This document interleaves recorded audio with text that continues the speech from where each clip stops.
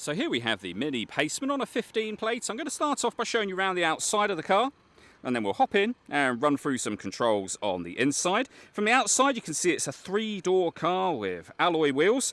We're going to start off inside the boot area of it first of all.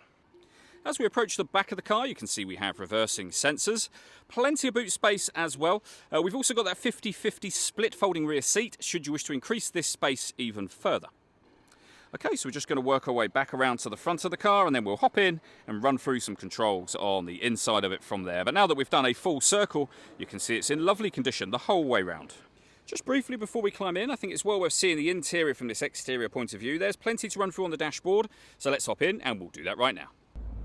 Okay, now that we're inside the car, we're going to start with the dials. We have the rev counter, the digital readout for the speedometer, and then beneath that, the trip computer section, which includes the total miles for the car. They are 79,173. You can change information displayed above that by pressing a button on the end of the indicator stalk.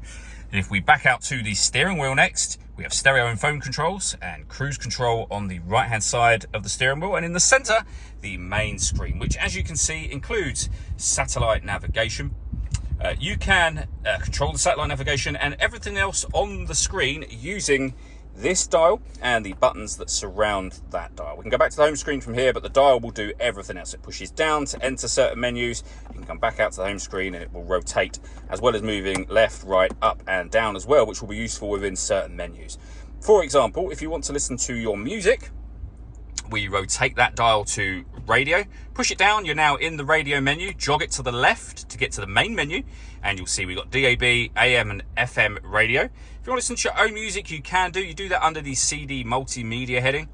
You can see there we've got USB input, we've got Bluetooth audio, so you can stream the music wirelessly, and auxiliary input as well. Again, if we jog it to the left, we're back to the main menu, where you can also access your CD player as well.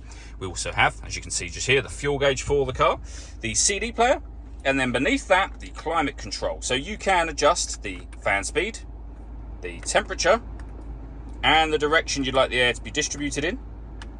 When you're happy with those settings, your air conditioning's on, and that's off. Or you can hit auto.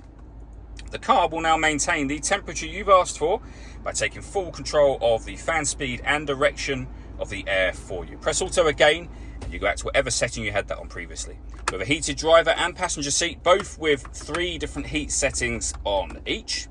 Front and rear fog lights, we can put the car into sport mode. We can deadlock it, so you're locking it from the outside. We can turn off the stop and start. This car is designed to cut out when it's stationary in traffic to save you fuel. That system is off when that light shows. You can also turn off the traction control for the car there as well. We have a 6-speed manual gearbox, as you can see. All that leaves me to say is thank you for taking the time to watch this video. If you'd like to come and see the car for yourself and have a test drive, please feel free to give us a call here at Glenbourne's. We'd love to hear from you soon.